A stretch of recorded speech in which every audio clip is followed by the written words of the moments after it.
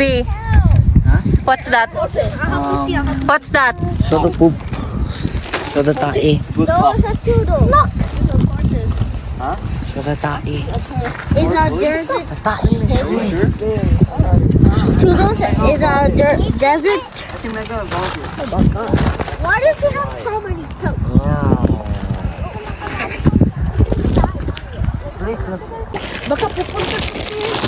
This one is a tortoise. Bisaya na ito. Ang mahal dyan yung liig eh. Pag ba, magiging bukay. Hello, boy. Payat siya.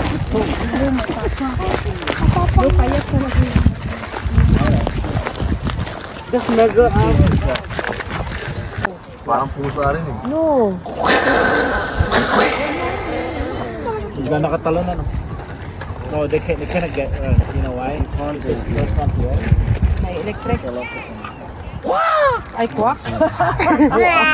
Hey, buddy! Iana mo daw yung kamay mo, daddy. Coogie. Cougar. Corgi. Ang face niya, no? Yan ang matapang, eh.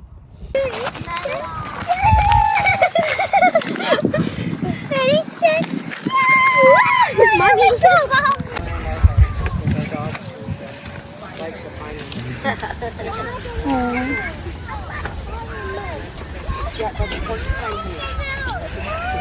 Madlo ko. Kita tinitingnan niya.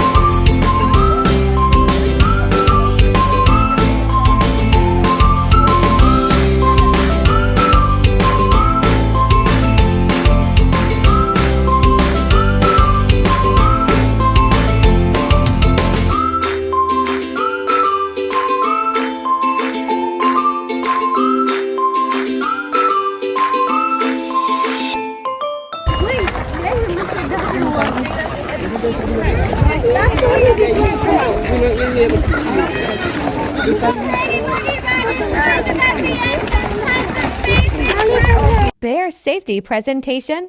What was going to happen to the Cubs? We were told it was inconclusive. I'm sure many of you can imagine what that probably meant for them, no different than we did. So after way too much paperwork, Ross and Piper gave up their American citizenship, got their Canadian citizenship, and they will stay here with us for the rest of their lives. You might wonder what he's doing at the moment. He's slightly spoiled. In fact, the paintings that you see, the reason, and in September, hyperphagia kicks in full force. Bears in the wild become ravenous hungry and will do anything for the smallest piece of food. September is also the month with the most recorded bear attacks. And of course, in the winter in our climate, bears do hibernate. Just because they're hibernating, though, doesn't mean we don't ever see them. Even here at the park, there's lots of times that the bears like to get up, maybe get a good stretch in, do some sunbathing, and then go back down. They do have the ability to reason. They can have abstract thoughts. They can learn how to count. And at a year and a half old, they can learn to pick up their toys and put them away in the toy box. Thanks, boss. They're also very agile. Bears can actually run 55 kilometers an hour in 2 jumps. That is faster than an Olympic sprinter. They can run uphill, downhill just as well. They can climb trees just as quickly, and they can turn on a dime. Us as humans, if we run or scream in front of a large carnivore, we turn into prey. But always remember, too, that a fed bear is a dead bear. Us as humans can habituate wild bears so simply with just one piece of food. So things to keep in mind when it comes to himself how to do this. He's very proud of himself for it. How we do know a brown bear is a brown bear. Things to look at. You'll notice that they have the big dip or indentation in their forehead. Their ears are smaller in proportion to their body. Big hump on the shoulders. Does anyone know what that hump is made of?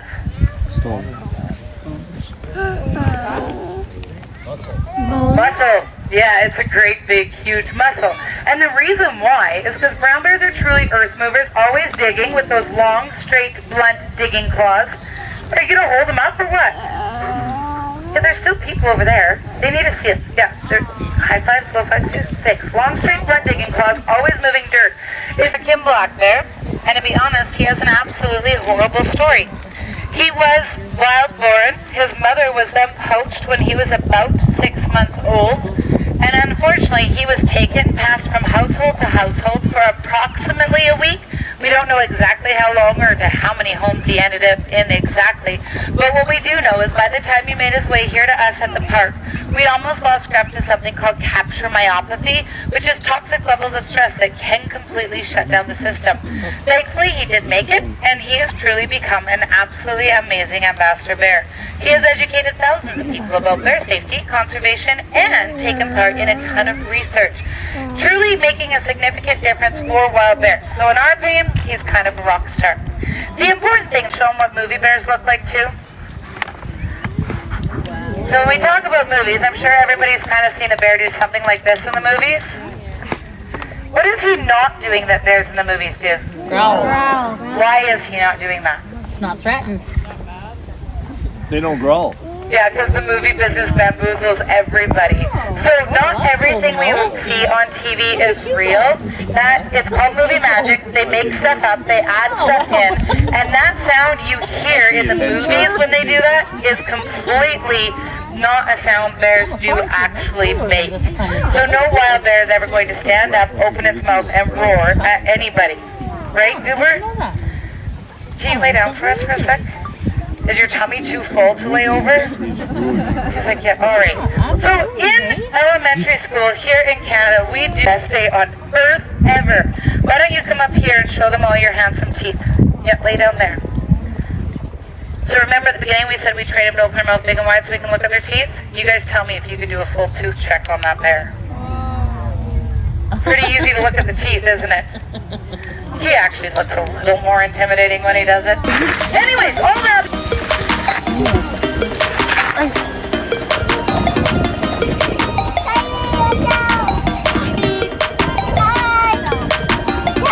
I couldn't fit, so I had to put my leg out.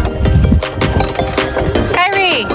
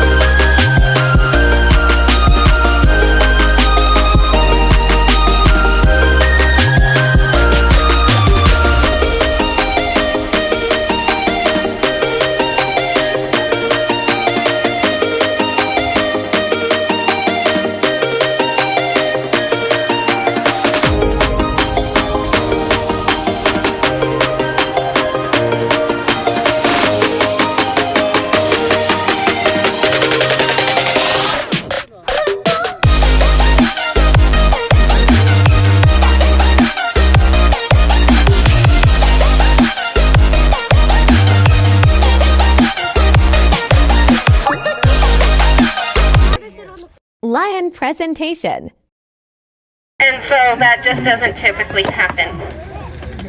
Now, something that we are going to be doing with Griffin here up front is working on a little bit of his medical training. It might not look like much to you because it doesn't seem to be some big extravagant behavior, but this is a very important thing that we like to focus on with all of our animals is their medical training. And today, Griff, we have a little designated medical training area where we can have them lay beside the fence. We can simply bring their tail through a little green trap door there, and easy peasy, without sedation, we can take a blood draw. Anything that we can do for their medical benefits that doesn't require sedation is what we are going to focus on for sure. Because with sedation, no different than us people, there is definitely always a risk. And if it is a sick animal, that risk just gets amplified. And so we want to focus on as much medical training as we can for sure. We can also do voluntary injections. We can look at their teeth, make sure everything looks as it should, And we can do claw checks to make sure that their claws are being kept up as much as possible as well. We are young cats, and so, oh my gosh, and so we are definitely keeping up with our claws right now, but when they get older, they can go through something called rapid claw growth, where because they're a little older, they're just getting a little lazier and they're not scratching as often. That is where we can then do those nail trim. A lot of behaviors that you see that might not seem too exciting typically do have more of a background thought in mind. These cats, we sometimes will throw in a little ball or that big blue ball next door with the little wolves. That is something that we are able to put in with these cats. Yeah, good job, Meta there. And they are able to go up on it and practice their hunting skills and using those big shoulder muscles with the little balls when they hit them around. Ultimately, that gives their shoulder. Now that Zendaya is up and moving in that sunlight, do we notice her spots?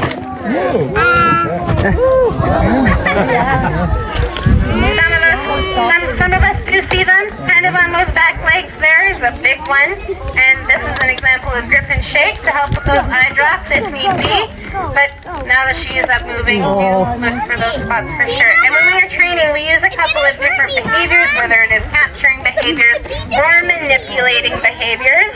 The head shake is a manipulated behavior. And so when he was younger, we would take a blade of grass, tickle the inside of his ear, and when he shook to get it out of his ear, you just heard that verbal right then and there as well. Attaboy up there. And so this is your turn to feel free to clap and cheer for this lion. There we go. And off the top. Yeah, like that. So yes, head shake, manipulated behavior. Or we can capture a behavior, and an excellent example of that is Griffin's talking, that we'll see if he wants to do today in a bit. But he used to do that all the time when he was littler, and we told him it is just not something they're able to do. And so the lions, definitely they can roar. It is a huge communication that they use. Their roar can travel up to 8 kilometers, in fact. One more big one. That was pretty little, but that's okay. It still gives you a good example of, like I said, how bassy that tone is. Because typically, it's those bassier tones that are going to travel the farthest. It's all about the wavelength, and so that's what allows it to go so far. No different than wolves. Meta, there's not even a wind today, girl. Get it in the cat's mouth. There's so much pressure. Embarrassing. There we go.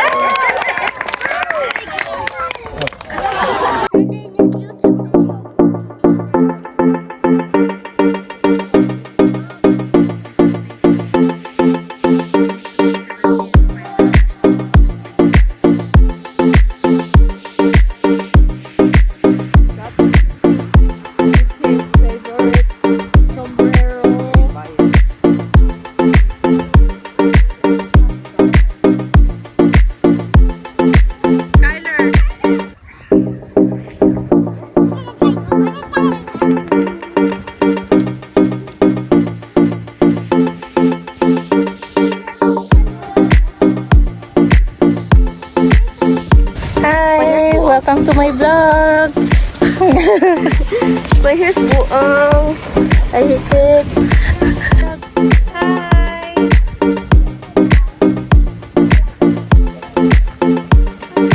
No salt.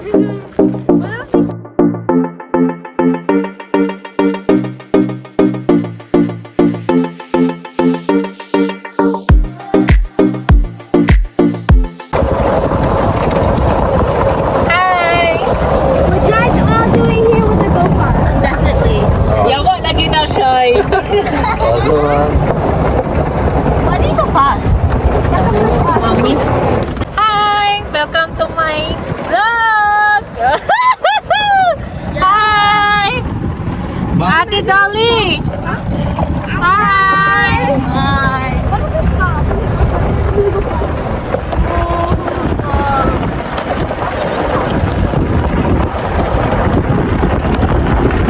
Drop your phone after you did.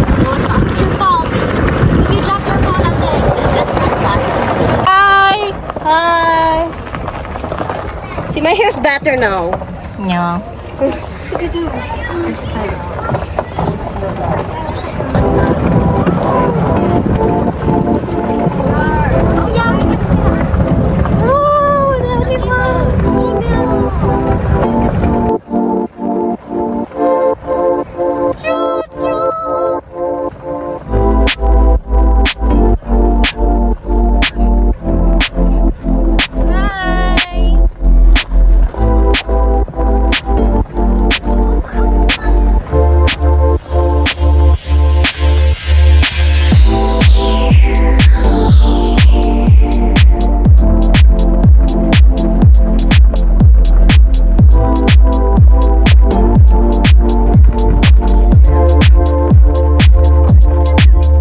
ahead, guys.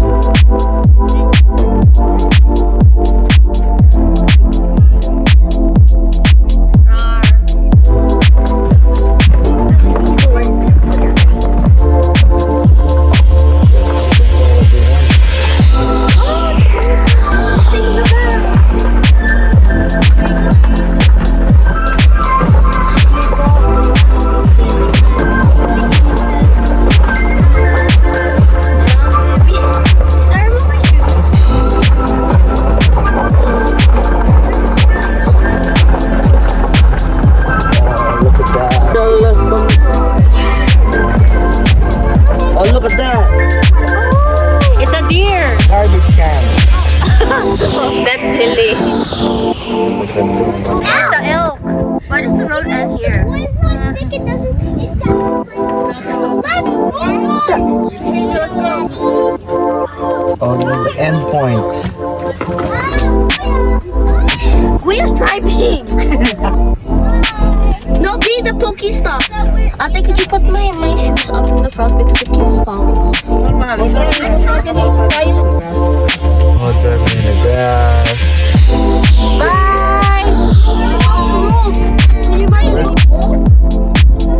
Kyrie, hi. Ate Angela.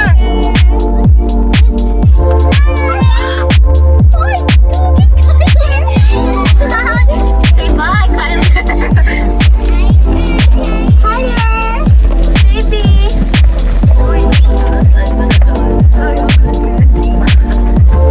Oh, look at that. It's an elk.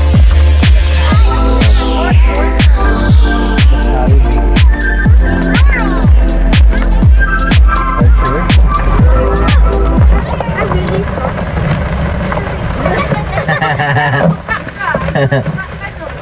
Huwag kang lumapit. Lapitin mo Did you know if you do that then? Tawa siya, oh. Tawa. If they do that, then that means they're about to attack. If they, did you know if they do that, they're about to attack? So, yeah. Alam mo, laban pala. Oh. Daddy, pwede kang humingi doon ng pudo pa makain niya. I like kicking. Ayan pala, oh. Animals can bite you, so you can. Marvin, we should not take up the road. There's other people coming behind us. Yep. Look, there's a red card. Hi. Bye bye. Thank you for not attacking me, the rock. Is the weird one. That's an emu.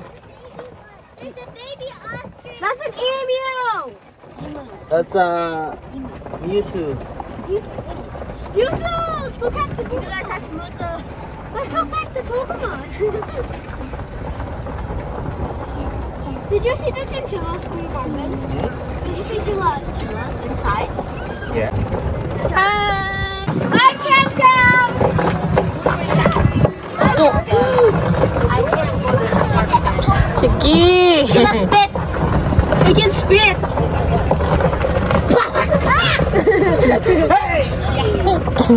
Money Pit. Sandbox has quarters for. Hi, madam. Welcome to my vlog. Money Pit. Ate, look. Ate, read that.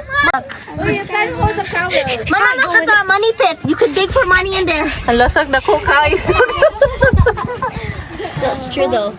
Dig it. Come on. Find the money. Look at you, Alea. I am now a camel ears. Ate Maymay. Happy. Look.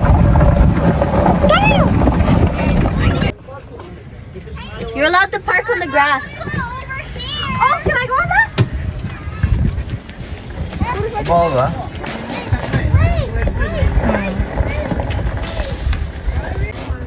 You want to go on the plane? Kyler want to go on the plane, ate.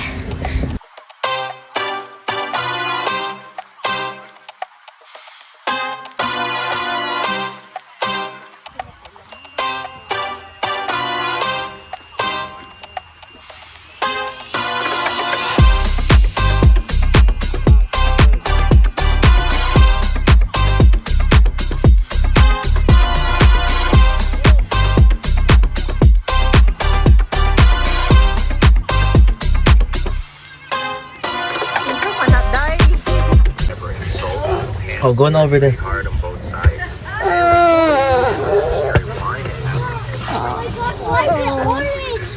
With the potato chips, we just slice them pretty thin, add a little bit of salt to get some of the moisture out, add them dry with a towel, and then fry them until they're golden.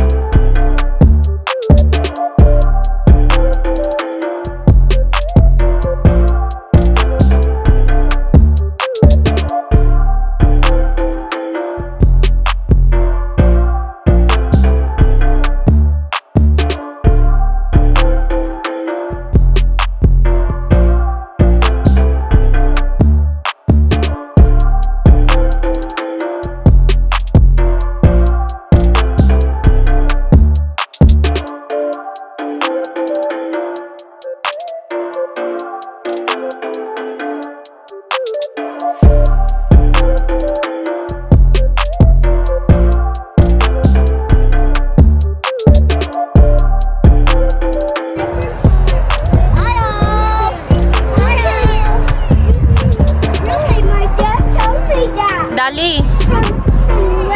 It gets lighter. Your eyes get lighter.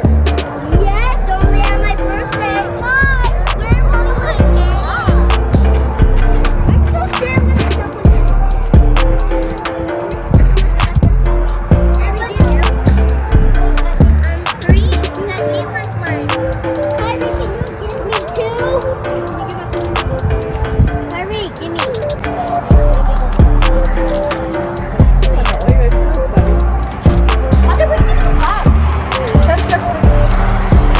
Also in the block.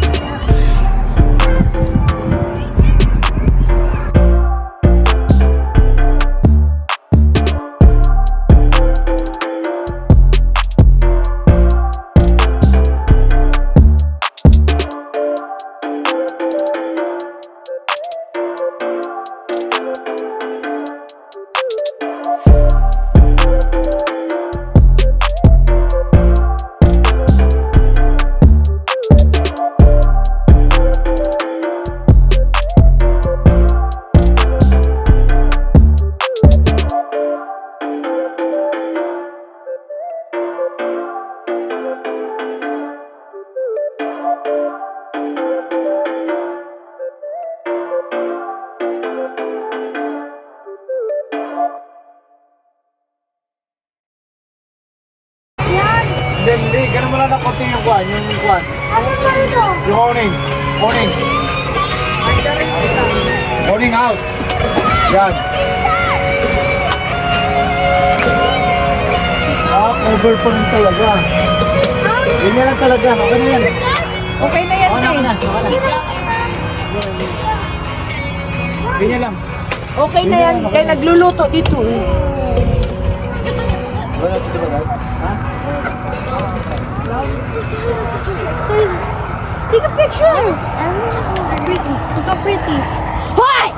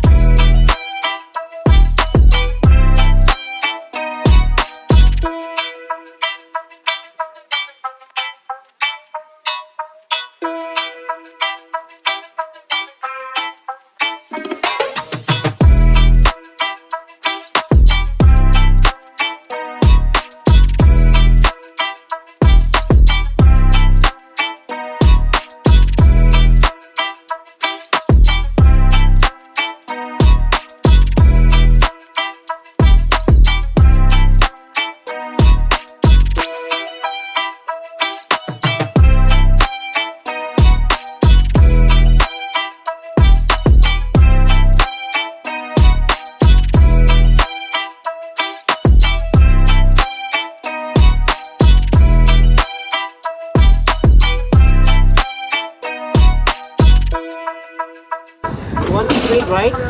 Tayo dun. Dapat pala di sa camera, bibili ka naman ng kulman. Nasakos pa dati na ilaw na ayaw ko siya pabili. Ah, yung ilaw na tayo. Yung sinanyo, nakatayo siya na. Liter. Hindi! Ilaw din yun at saka mosquito, ano? Oo. Yung dito ba? Parang yung sa kalikusahin natin. Kasi madilim, no? Matangkad yun naman, parang kulman, pero at the same time, mosquito killer siya. Ang ganda pala ito. Tapos propane ng gamit, no? Kasi bawal yung bawal yung fire na kahoy. Pero safe to. Oh. Mas gusto ko pa to kaysa kahoy, mga moy ka pa. Yung uling! Tapos charcoal na... Hindi siya basta-basta na bato na ito. Hindi, para siya, magaan siya na parang... Ano siya, Rosby? Bibili ka na ng lupa. Magaan siya na parang patay na bato ba? Pero mas lamig kahapon, no?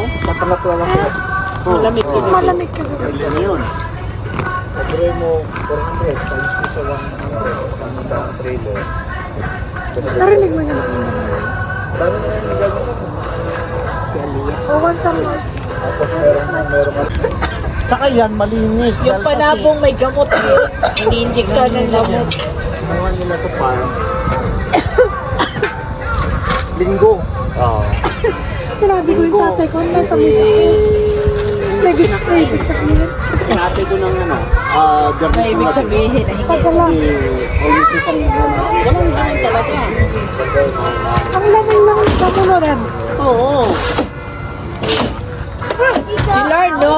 Yan. Oh, ang tulak nito.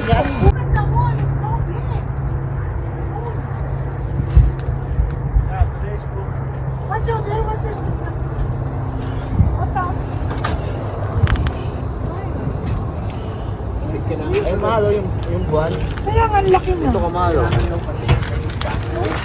Laki na doon. Oh, laki na po. I don't see the moon. Yeah. Where's the moon? Where's the big moon then? Oh, Pwede na tayo mag-economic. Ready na tayo. oh. Take-mine. Malapit dito. Today's full moon mahal. Yeah, laki. Asa, may pinaano na si Daddy. Purple, right? Kasi lang to eh. Saan tayo kumain? Dito na para masaya. Para masaya.